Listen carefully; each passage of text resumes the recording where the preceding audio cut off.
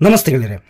ಬೆಂಗಳೂರಿನಲ್ಲಿ ಡೆಲ್ಲಿ ಕ್ಯಾಪಿಟಲ್ಸ್ ವಿರುದ್ಧ ಸೋತಿದ್ದ ಆರ್ಸಿಬಿ ಈಗ ಅದೇ ಡೆಲ್ಲಿಯನ್ನು ಅವರದೇ ಹೋಮ್ ಗ್ರೌಂಡ್ನಲ್ಲಿ 6 ವಿಕೆಟ್ಗಳಿಂದ ಸೋಲಿಸಿ ತನ್ನ ಅವೇ ಗೇಮ್ಗಳ ಗೆಲುವಿನ ಯಾತ್ರೆಯನ್ನು ಮುಂದುವರೆಸಿದೆ. ಈ ಮ್ಯಾಚ್ಗಾಗಿ ಆರ್ಸಿಬಿ ಅಭಿಮಾನಿಗಳು ಕಾದು ಕುಳಿತಿದ್ದರು. ಅದಕ್ಕೆ ಕಾರಣನೂ ಇದೆ.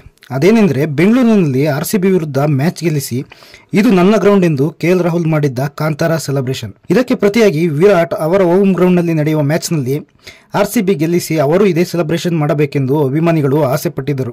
ಅದೇ ರೀತಿ ಆರ್ಸಿಬಿ ಮ್ಯಾಚ್ ವಿನ್ ಆಯಿತು. ವಿರಾಟ್ ಕೂಡ ಬೊಂಬಾಟ್ ಬ್ಯಾಟಿಂಗ್ ಮಾಡಿದರು, ಕಾಂತಾರ ಸೆಲೆಬ್ರೇಷನ್ ಕೂಡ ಮಾಡಿದರು. ಆದರೆ ಅಗ್ರೆಷನ್ ಮೂಡ್ನಲ್ಲಿ ಅಲ್ಲ, ಫನ್ನಿ ಮೂಡ್ನಲ್ಲಿ. ಇನ್ನು ಈ ಮ್ಯಾಚ್ನಲ್ಲಿ ಆರ್ಸಿಬಿ ಬೌಲರ್ಗಳು ಸೂಪರ್ ಬೌಲಿಂಗ್ ಮಾಡಿ ಡಿಸಿಯನ್ನು ಹೈ ಸ್ಕೋರ್ ಮಾಡದಂತೆ ತಡೆದರು. ಟಾಸ್ ಗೆದ್ದ ರಜತ್ ಪಾಟಿದಾರ್ ಬೌಲಿಂಗ್ ಆಯ್ಕೆ ಮಾಡಿಕೊಂಡಿರು. ಆರ್ಸಿಬಿ ಬೌಲರ್ಗಳು ಅದಕ್ಕೆ ತಕ್ಕ ರೀತಿ ಬೌಲ್ ಮಾಡಿದರು. ಶುರುವಿನಲ್ಲೇ ಅಬ್ಬರಿಸಿದ್ದ ಅಭಿಷೇಕ್ ಪೋಗಲ್ರನ್ನು ಹೇಜಲ್ವುಡ್ ಔಟ್ ಮಾಡಿ ಆರ್ಸಿಬಿಗೆ ಮೊದಲ ಬ್ರೇಕ್ ನೀಡಿದರು. ಇನ್ನು ನಮ್ಮ ಕನ್ನಡಿಗ ಕರಣ್ ನಾಯರ್ ಕೇವಲ 4 ರನ್ಗೆ ಸುಸ್ತಾದರು. ಈ ಟೈಮ್ನಲ್ಲಿ ಜೊತೆಯಾದ ಎಕ್ಸ್ ಆರ್ಸಿಬಿ ಪ್ಲೇಯರ್ಗಳಾದ ಫ್ಲಾಪ್ ಡು ಪ್ಲೆಸಿಸ್ ಮತ್ತು ಕೆಎಲ್ ರಾಹುಲ್ ವಿಕೆಟ್ ಹೋಗದಂತೆ ನೋಡಿಕೊಂಡ್ರು.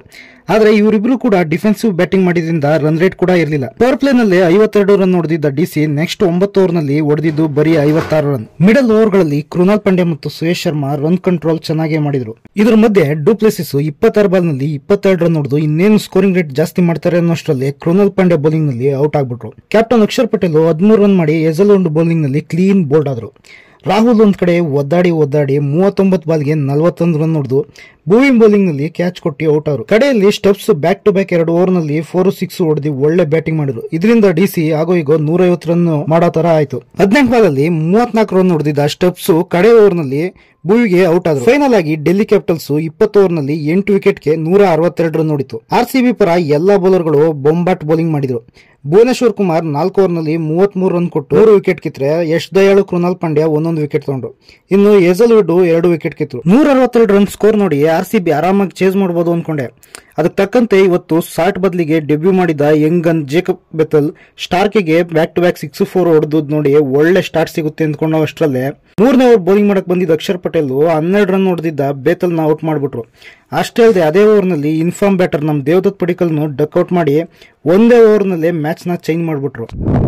ಇನ್ನು ಆರ್ಸಿಬಿ ಕ್ಯಾಪ್ಟನ್ ರಜತ್ ಪಾಟಿದಾರ್ಗೆ ಈ ಸತಿ ಯಾಕೋ ರನ್ಔಟ್ ದೋಷ ಇರೋ ತರ ಇದೆ. ಪ್ರತಿ ಮ್ಯಾಚ್ ನಲ್ಲೂ ಏನಾದ್ರು ಮಾಡಕ್ ಹೋಗಿ ರನ್ಔಟ್ ಆಗ್ತಾರೆ. ಈ ಸತಿನು ಕರಣ್ ನಾಯರ್ ಹೊಡೆದಿದ್ದ ಸೂಪರ್ ಡೈರೆಕ್ಟ್ ಹಿಟ್ಗೆ ರನ್ಔಟ್ ಆಗೋದ್ರು. ರಜತ್ ಪಾಟಿದಾರ್ 6 ರನ್ ಹೊಡೆದಿದ್ದಾಗ ಕೊಹ್ಲಿ ಒಂದ್ ಬಾಲ್ ನ ಟಚ್ ಮಾಡ್ತಾರೆ, ಅದು ಸೀದಾ ಕರಣ್ ನಾಯರ್ ಬಳಿಗೆ ಹೋಗುತ್ತೆ. ಅಷ್ಟರಲ್ಲಾಗ್ಲೇ ರಜತ್ ಪಾಟಿದಾರ್ ರನ್ ನೋಡಕ್ಕೆ ರೆಡಿ ಆಗಿದ್ರು.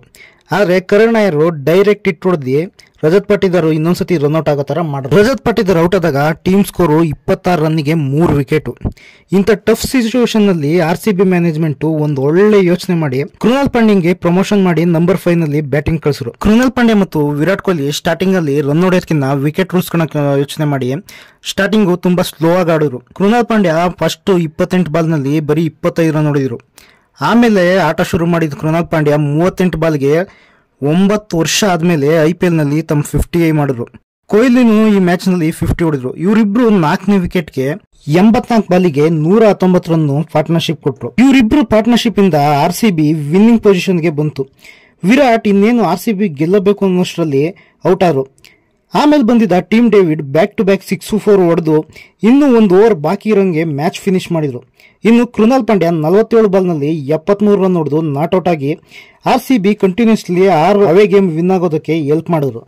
ಫೈನಲಿ ಆರ್ಸಿಬಿ 18.3 ಓವರ್ ನಲ್ಲಿ 4 ವಿಕೆಟ್ಗೆ 165 ರನ್ ಹೊಡೆದು ಈ ಸೀಸನ್ ನಲ್ಲಿ 7ನೇ ಮ್ಯಾಚ್ ವಿನ್ ಆಯಿತು. ಕರ್ನಾಟಕದ ಹುಡುಗ ಕೆಎಲ್ ರಾಹುಲ್ ಕರ್ನಾಟಕದಲ್ಲಿ ಕರ್ನಾಟಕ ಟೀಮ್ ಆರ್ಸಿಬಿನ ಸೋಲಿಸಿದಾಗೆ ಡೆಲ್ಲಿ ಹುಡುಗ ವಿರಾಟ್ ಡೆಲ್ಲಿಗೆ ಬಂದು ಡೆಲ್ಲಿ ಟೀಮ್ ನ ಸೋಲಿಸಿ ರಾಹುಲ್ ಈ ಗ್ರೌಂಡ್ ನಂದು ಅಂತ ಬೆಂಗಳೂರಿನಲ್ಲಿ ಮಾಡಿದ್ದ ಕಾಂತಾರ ಸೆಲೆಬ್ರೇಷನ್ಗೆ ರಾಹುಲ್ ಮುಂದೆನೆ ತಮಾಷೆಯಾಗಿ ಮಾಡಿ ತಮ್ಮ ರಿವೆಂಜ್ ಅನ್ನು ಕಂಪ್ಲೀಟ್ ಮಾಡಿದ್ರು. ಒಟ್ನಲ್ಲಿ ಬ್ಯಾಟಿಂಗ್ ಮತ್ತು ಬೌಲಿಂಗ್ ಎರಡರಲ್ಲೂ ಚಿಂದಿ ಆಟ ಆಡಿದ ಕೃನಾಲ್ ಪಾಂಡ್ಯಗೆ man of the match award ಕೊಟ್ಟರು. ಈ ಸೀಸನ್ ನಲ್ಲಿ ಆರ್ಸಿಬಿ ಭರ್ಜರಿ ಆಟ ಆಡ್ತಿದೆ. ಅದು ಎಷ್ಟರ ಮಟ್ಟಿಗೆ ಅಂದರೆ ಈ ಬಾರಿಯ ಆರೆಂಜ್ ಕ್ಯಾಪ್ ಆರ್ಸಿಬಿಯ ವಿರಾಟ್ ಕೊಹ್ಲಿ ಬಳಿ ಇದ್ರೆ ಪರ್ಪಲ್ ಕ್ಯಾಪ್ ಆರ್ಸಿಬಿಯ ಜೋಶ್ ಹೇಜಲ್ವುಡ್ ಬಳಿ ಇದೆ. ಆರ್ಸಿಬಿ ಕೂಡ ಪಾಯಿಂಟ್ಸ್ ಟೇಬಲ್ ನಲ್ಲಿ ಟಾಪ್ ಅಲ್ಲಿ ಇದೆ. ಅಲ್ಲದೆ ತಾನು ಆಡಿರೋ ಎಲ್ಲಾ ಅವೇ ಗೇಮ್ಗಳನ್ನು ಆರ್ಸಿಬಿ ವಿನ್ ಆಗಿದೆ. ಇದೇ ರೀತಿ ತನ್ನ ಭರ್ಜರಿ ಆಟನ ಆರ್ಸಿಬಿ ಆಡಿ ಟಾಪ್ 2 ನಲ್ಲಿ ಫಿನಿಶ್ ಮಾಡಿದ್ರೆ ಮುಂದೆ ಪ್ಲೇ ಆಫ್ ನಲ್ಲಿ ಆರ್ಸಿಬಿಗೆ ಒಳ್ಳೆ ಚಾನ್ಸ್ ಇರುತ್ತೆ.